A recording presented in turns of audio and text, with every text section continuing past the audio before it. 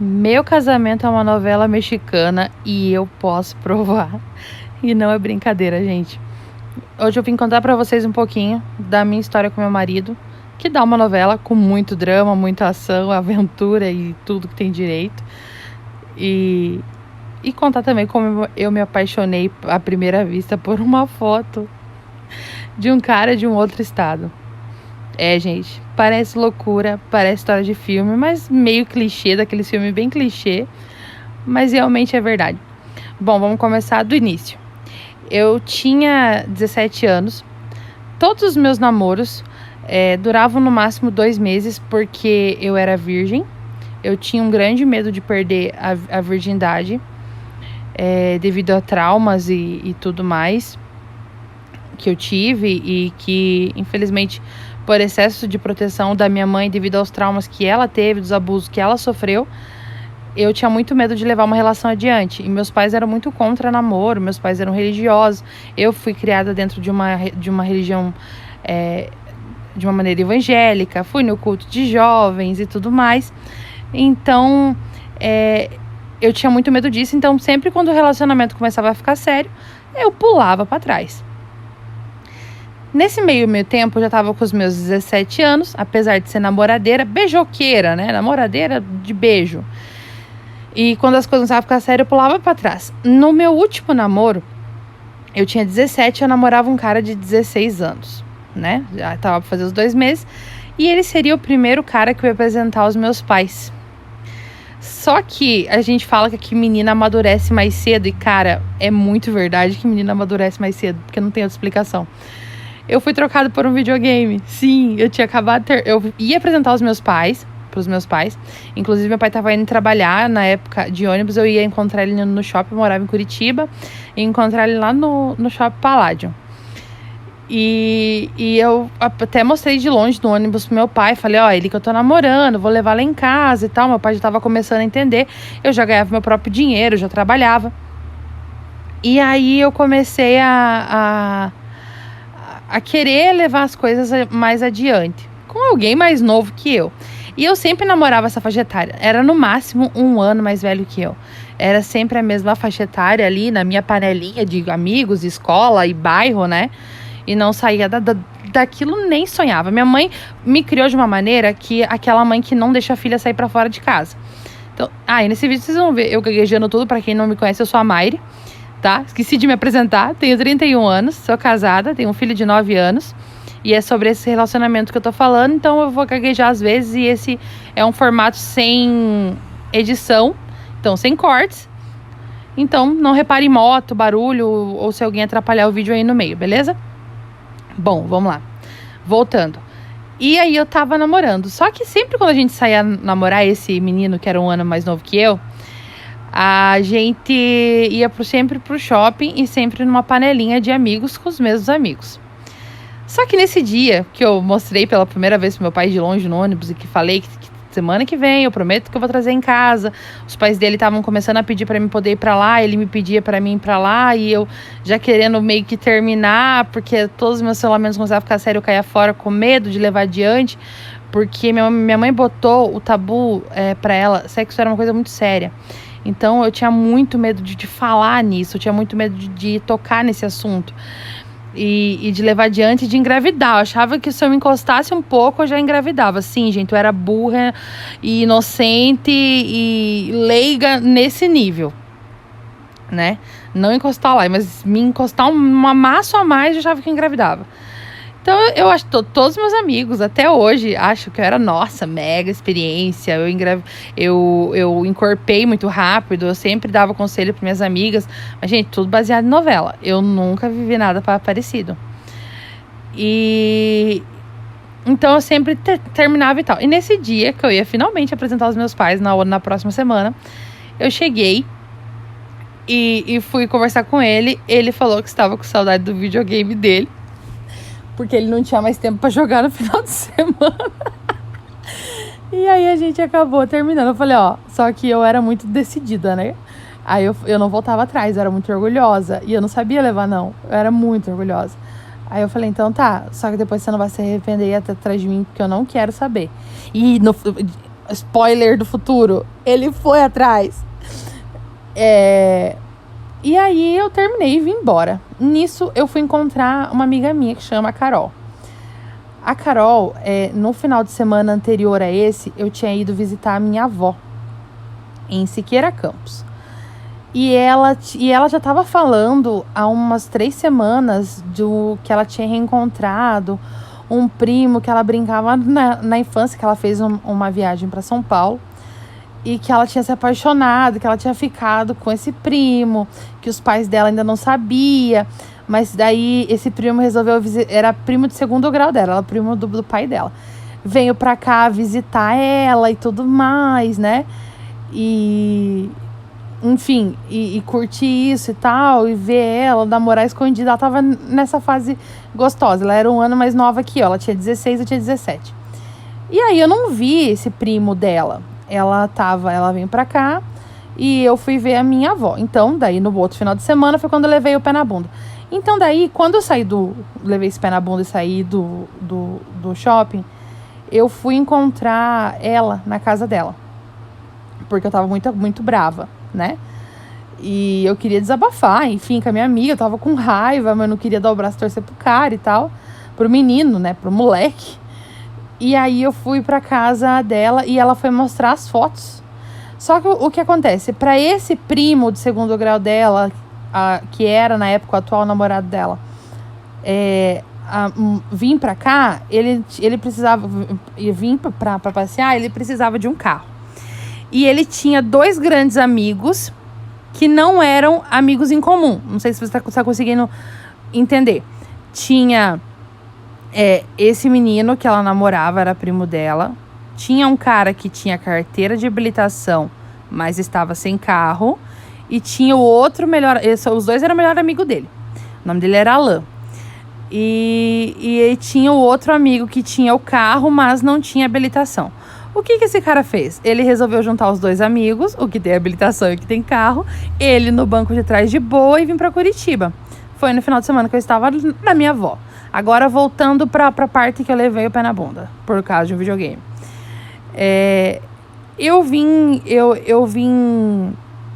Eu fui pra casa dela. Chegando na casa dela, eu contando tudo, ela foi pra me mostrar as fotos, né? De quem era o Tão que tocava, que tinha banda e tal. Que ela tava apaixonada, que ela tinha reencontrado, que foi encontro de almas. E que eu não duvido, tá? Até hoje eu não duvido disso. E tudo mais, e quem era o Alan e tal. Então tá. Esse cara que tinha o carro e não tinha habilitação chamava Beto, a gente chamava de Beto. E o outro que tinha habilitação e era o mais velho deles, né? Que no caso ele era 8 anos mais velho que eu. Que tinha habilitação, mas estava com o carro, com o documento vencido, então automaticamente estava sem carro para viajar, era o João, o meu atual esposo. E aí, ela mostrando as fotos, o pai dela a mãe dela fazia bico em uma balada. Eu não lembro, eu acho que na época chamava Rancho, eu não sei se ainda tem em Curitiba. E eles faziam uma pontinha lá, de freelance lá. E aí, ela mostrando as fotos, eu juro, eu não sabia que o João era o cara que veio com eles. Eu vi ele no fundo de uma foto, esse cara. Ele tava, literalmente, ela levando um beijo em cada bochecha de amigos. Um do primo dela e o outro do Beto, o cara que tinha o carro e não tinha habilitação. E no fundo tinha uma amiga da mãe dele, da mãe dela conversando com um cara. E esse cara, eu não sei explicar. Eu tinha acabado de levar fora, eu tinha falado assim, ó, eu vou fazer 18 anos. Eu não quero saber de relacionamento, eu não quero saber de namorar, eu não quero saber de nada. E eu vou seguir a minha vida, eu vou aproveitar a balada, vou estudar, vou voltar a estudar, porque eu tinha largado os estudos, largado tudo, e vou seguir minha vida, não quero mais saber, chega de namorar. Não é pra mim. E aí eu tava levando isso muito a sério. Quando eu vi a foto, eu não sei, eu acho assim que Deus age de formas inexplicáveis, né? Mal sabia eu que tava por vir aí pela frente nos próximos meses. Isso era setembro de 2009. E eu vi a foto dele e eu falei, quem é esse cara? Na minha cabeça, eu tinha que perguntar pra mãe dela, que ela é freelance, se ela já tinha visto ele novamente na balada algumas vezes, porque eu precisava encontrar aquele cara, porque alguma coisa me disse que ele era o amor da minha vida e que eu ia casar com ele. Eu não sei explicar. Imagine, alguém há segundos atrás falando que não queria mais namorar, de repente alguma coisa na cabeça dela falou que ela tinha que casar com aquele cara. Te juro, foi muito louco. E aí eu peguei e botei isso na cabeça. Eu falei, eu preciso saber quem é esse cara, preciso saber quem é esse cara. Daí eu não deixei nem ela falar. Eu falei assim, pergunta pra tua mãe se ela já viu ele na balada. Esse cara, ela, que cara? Esse aqui do fundo, eu apontei. Se ela já viu, da onde que é, que bairro que ele é, que eu preciso encontrar ele. Ela falou, Maire, pra mim a Carol falou, Maire, ele é o João, ele é o cara que vem dirigindo o carro, que vem com os meninos, ele é de São Paulo também. Eu falei, me dá o telefone dele, amiga. Eu nunca fui, eu juro por Deus, eu não era atirada, eu nunca fui atirada. E eu falei, me dá o telefone dele, amiga. Me dá o telefone dele, eu preciso ligar pra ele agora. Aí ela, calma, eu não tenho o telefone dele. Eu falei, eu não sei explicar, eu tô arrepiada, eu preciso falar com ele. Aí nisso, ela me deu o telefone do Alan e ligou pra ele, o Alan atendeu, aí que era o primo dela, né, que ela tava apaixonada e tal, que reencontraram. Aí eu falei assim, ele atendeu, eu falei, Alan, você não me conhece? Meu nome é Maire, eu sou amiga da Carol. Eu vi a foto do seu amigo e eu tô apaixonado por ele. Só que como o Beto era o pegador, todo mundo achou que era o Beto. Falou, o Beto que veio comigo pro Curitiba. Eu falei, não, o João. Todo mundo, você tem certeza que é o João? Porque ele tinha fama. O João, ele foi noivo durante muito tempo. E ele tava solteiro há mais de um ano. E ele não queria namorar ninguém. Ele tava numa fase bem bad, assim. E, enfim, ele sempre foi muito pacato. Ele é autista, então ele sempre foi muito de boa, muito na dele, né? E nunca foi assim, galinha. Ele é, enfim, cara de boa. Good vibes. E aí ele falou, tem certeza, o João? Não, mas o João, ele não se cuida, o João não sei o quê. Eu falei, não, é o João, é ele. Eu não sei explicar, eu preciso falar com ele, eu preciso ouvir a voz dele. Aí nisso passou, eu fiquei o dia inteiro conversando, aquela coisa de adolescente, conversando, conhecendo quem era o namorado da minha melhor amiga e tudo mais, e fazendo perguntas e tudo mais. E eu acabei que eu virei nesse tempo todo muito amiga desse Alan. Te juro, todo dia no telefone a gente tava grudado no telefone, mas já chego nessa parte. Pulei uma parte. E nisso o João me retornou à noite, era o começo daquele plano da TIM, Infinity, lembra que tinha? Em 2009 eles lançaram esse plano. E aí você colocava crédito e você podia usar o mês inteiro o telefone, era ilimitado e tal. Então você podia falar muito por telefone. E eu lembro que eu coloquei o plano também. Nisso ele chegou, o Alan falou, olha, tem uma guria lá de Curitiba querendo falar com você. Tá, quem? Tendo o telefone que você vai saber. Aí nisso ele atendeu, na zoeira. Oi, quem é? Deu bem assim, aqui que tá falando é tua futura esposa. Shocking, eu falei exatamente isso. É a mulher da tua vida, tua futura esposa. Ele, pra variar, ficou chocado, sem entender nada, mas é tipo, vou levar na zoeira, essa guria é doida, vou conversar com ela, vamos ver o que dá e levar essa conversa adiante. E vamos brincando e vamos se distrair, enfim, com alguém pra conversar. E passou, isso era começo de setembro, passou, a conversa começou a ficar mais intensa.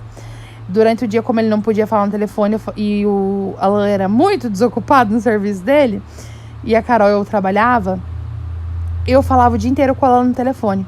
Porque a gente virou muito amigo, porque ele perguntava muito sobre a Carol, como ela era, como tava naquela coisa de curiosidade, né? De como ela era, o que ela fazia, o que ela gostava. E eu perguntava muito sobre o Alan, então a gente meio que virou confidente um do outro, eu tentando ajudar ele a entender mais e conhecer mais a Carol, né? Enquanto ele não podia ligar para ela durante o dia, e ele me ajudando com o João. E durante a noite a gente trocava, eu ia pra casa dela, a gente trocava os telefones e continuava as conversas. Eu conversando com o João e ela conversando com o Alan. Então tava sempre a gente no telefone em contato com eles. E nisso a nossa conversa começou eu comecei a me abrir com o João começou a se abrir comigo. Ele tem uma história de vida, se um dia ele permitir eu contar a história dele, eu vou contar. É muito pesado, é muito barra. E ele é um cara, assim, incrível. Ele tinha tudo pra ser a pior pessoa do mundo com o que ele viveu e ele se transformou no cara mais incrível, no pai mais incrível, no marido mais incrível do mundo.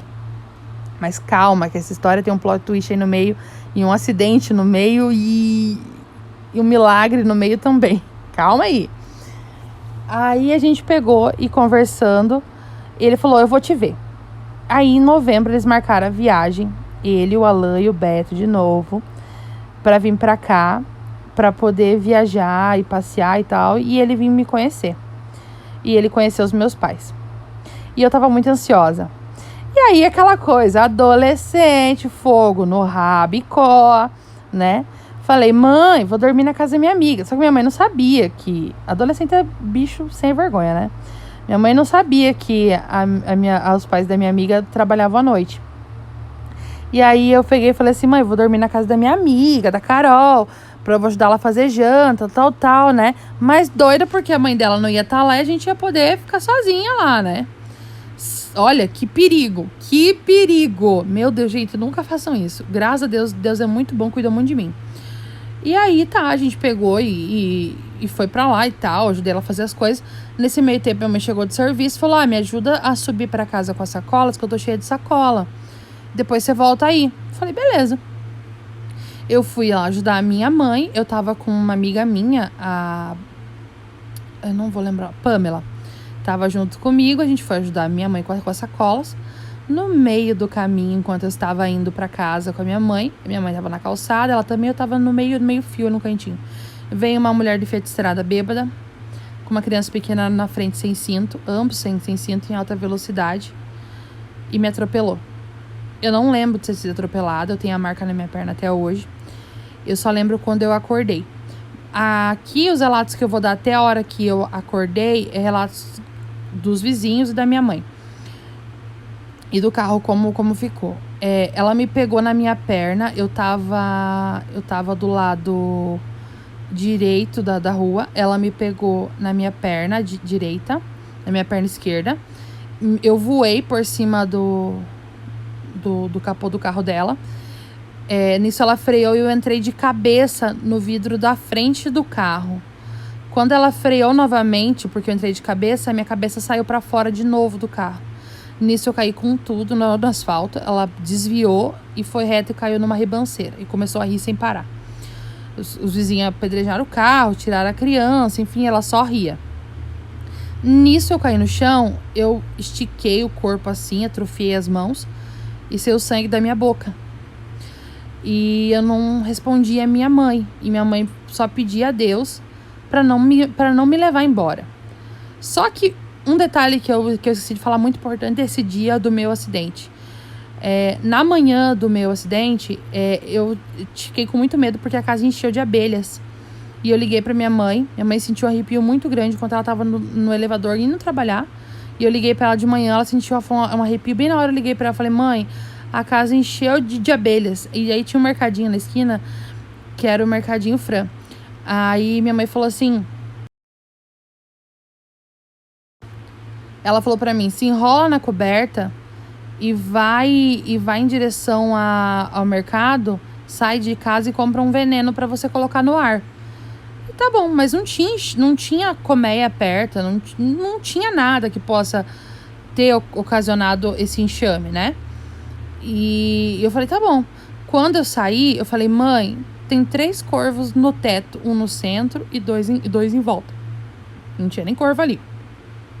Minha mãe sentiu um arrepio muito grande. Então, assim, parecia que Deus estava me mostrando algo. Tipo, que Deus estava me mostrando que o amor da minha vida, o que Ele preparou pra mim, estava chegando. Mas o inimigo não queria que isso acontecesse. Então, tava ali uma guerra, como se fosse uma guerra espiritual. Eu não sei se vocês vão acreditar, mas eu acredito muito nisso.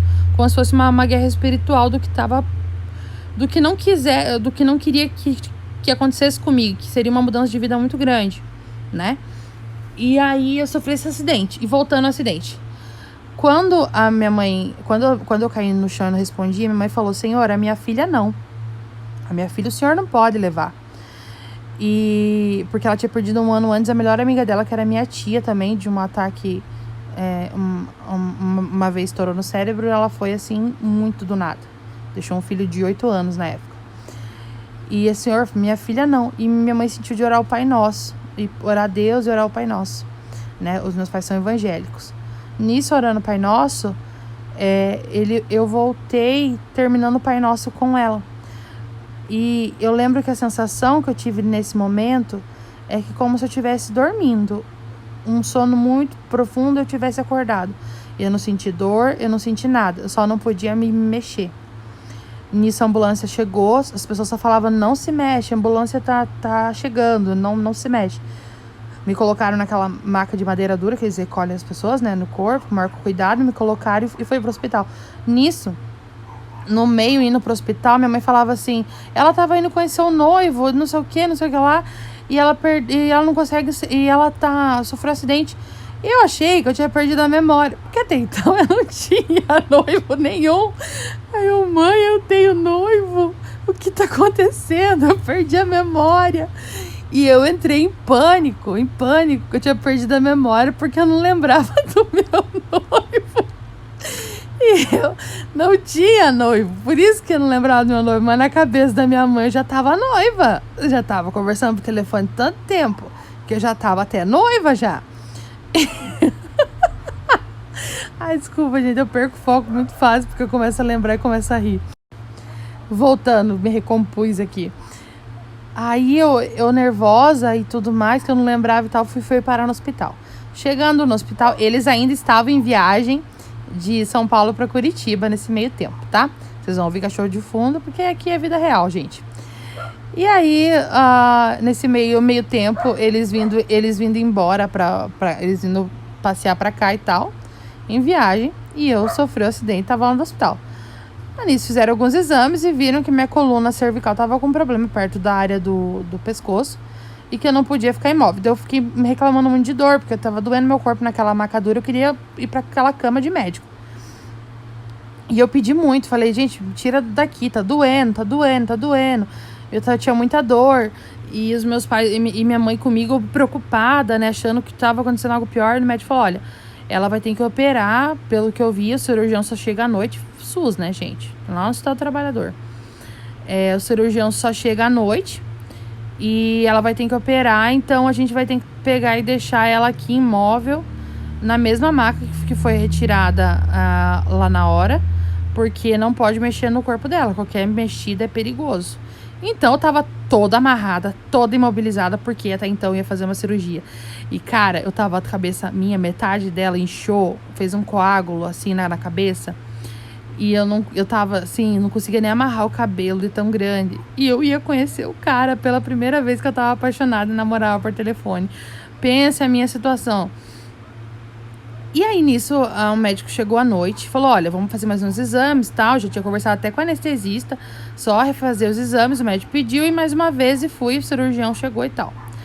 Aí, quando saiu os exames, eu tava me preparando, já tava em jejum, já tava tudo para fazer cirurgia. Minha mãe já tava pedindo oração e tudo mais. O médico chegou para minha mãe e falou assim, a senhora acredita em Deus? Eu vou contar mais ou menos como eu me lembro, como ela me contou e como as pessoas que estavam me contaram. A senhora acredita em Deus? Aí minha mãe falou, sim, eu acredito, né? Sou servo de Deus, tal, explicou pra ele. Porque eu não sei explicar pra senhora, mas o que tinha na coluna da tua filha, o que estava acontecendo com ela, já não tem mais. Ela tá bem, ela precisa se recuperar, ela tá com inchaço na cabeça, teve fratura, assim, leve, não quebrou nada, nenhum osso, mas ela não tem nada. Eu não sei o que aconteceu de uma radiografia para outra, mas ela não tem nada. Ela pode receber alta assim que ela tiver um pouco melhor e sair do soro. Isso já era noite. E minha mãe tava em choque. E como eu era de menor, só podia um acompanhante, pro João poder entrar e me conhecer, ele teve que falar que era meu noivo, ele não conseguiu entrar. Então minha mãe foi receber ele pro lado de fora do hospital. Nesse meio tempo ele tinha chegado em Curitiba, né? Quando a minha mãe foi receber ele lá, então, ou seja, ele conheceu a sogra antes de conhecer a filha. Coitado, tinha tudo pra poder pegar e fugir. Quem conhece minha mãe sabe. Aí ele pegou, ele conheceu, minha mãe conheceu os meninos, tudo e tal. E aí eu teimei que eu queria ir embora, porque eu queria me arrumar, porque eu queria conhecer meu gatinho. E pronto, adolescente, né, gente? E eu teimei com o médico. Daí o médico falou, você tem certeza, enfermeiro? Se eu deixar você sair daqui, amanhã você me voltar com esse pescoço com dor, eu vou deixar você internada? Eu falei, não, eu tô ótima, morrendo de dor. Eu tô ótima. Olha o perigo. Saí, teimei, saí do hospital. Gente, quando eu saí, eles tinham rasgado metade da minha calça jeans até a coxa. Tava toda rasgada, eu tava toda suja, com a cabeça inchada sem conseguir amarrar o cabelo, suja de barro. Parecia que eu tinha saído do clipe, do Thriller, do Michael Jackson. A minha situação não tava favorável. A gordinha de Curitiba, toda ferrada, insegura, e mesmo assim eu tinha que conhecer o cara com quem eu tava namorando até então por telefone. E eu peguei e fui pra conhecer ele, pra poder encontrar ele. E aí de noite ele não podia, mas não, você vai descansar, amanhã você vai, tá bom, não teimei, né, afinal, chega de aventuras por um dia. Eles ficaram lá na Carol, tal, né, e aí no outro dia eu fui conhecer ele. Quem foi me buscar em casa foi o amigo deles, o Alan. Ele parecia até gente muito comportada, mal sabe que ele era bem doidinho da cabeça, mas era muito querido. Como eu disse, a gente vivia no telefone juntos. E ele se apresentou aos meus pais, falou, não, eu vou vir buscar ela, vou levar ela, vou trazer ela aqui, vou trazer ele também pra vocês conhecer. Parecia até pai do João. Todo assim, de pai pra pai. Aí saí eu, toda inchada, cabelo oleoso, que não conseguia nem lavar. Só arrumei rapidinho com a chapinha ali, aquela coisa bem emo, anos 2009. Aí, e fui conhecer o gatinho. Tanto eu conversava por telefone, que eu era apaixonada. Falei, gente, deu tanta coisa errada, se tiver que dar errado, vai dar errado agora. Mas a tensão tava enorme. Quando eu cheguei pra conhecer ele desceu. Primeiro ele falou, sobe aí. Aí eu pensei, porra, terceiro andar, cara, desce aí. Ele, é verdade, você caiu. Não caiu, eu sofri um acidente. Aí ele tava muito sem graça também. Ele desceu, a primeira reação dele foi me abraçar e falar, que bom que você tá bem, eu tentei te ver no hospital, tava muito preocupado. E ali eu tinha certeza que realmente eu não tinha errado quando eu vi aquela foto, que era o amor da minha vida. E desde então a gente nunca mais se desgrudou.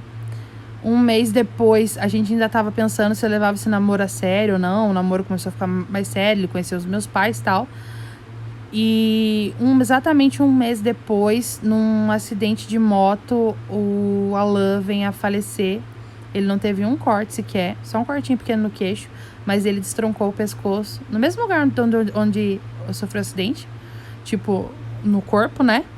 E só que o dele foi fatal.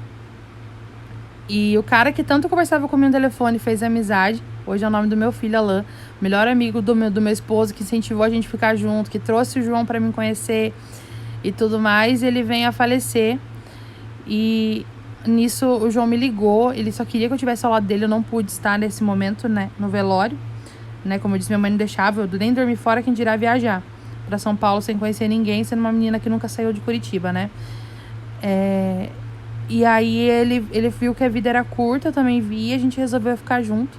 Desde então a gente passou por muitos percalços durante a vida, muita coisa. Essa minha amiga Carol, que perdeu o grande amor da vida dela, acabou que numa amizade, um cuidando do outro, anos depois, o Beto, que lá no começo, que tirou a foto que eu vi de fundo, eu conheci o João, que eu falei que tinha alguém beijando a bochecha dela, de um lado o Alan e do outro lado o Beto, se transformou no namorado, hoje é esposa, hoje tem filhos, tem um filho junto, o Thiago, que é lindo, e hoje eles estão juntos. Então, assim, eu acho que o Alan ele não veio por acaso. Ele foi um cara que apresentou a minha família, no caso, que é o meu esposo e meu filho. Ele apresentou dois amigos que se apoiaram numa tristeza muito grande, que foi a perda dele, né? Que eram dois melhores amigos dele que não tinham nada em comum, que um tinha carro e outro a habilitação, e se enfiaram nessa aventura por Curitiba. E hoje a gente forma uma grande, enorme família feliz, todo mundo junto. E a gente ainda se fala, hoje a gente mora em cidades diferentes, mas o Beto e a Carol e eu e o João, mas somos ainda muito próximos, muito amigos. E eu sou muito, muito, muito grata a ele até hoje por tudo. Eu tenho muito mais histórias que aconteceu depois comigo, com ele, coisas que Deus agiu na nossa vida também, que eu acho que eu posso deixar para uma outra hora, porque já foi comprido demais essa história. Mas como eu disse, meu casamento é uma novela mexicana e eu posso provar. Tchau, tchau.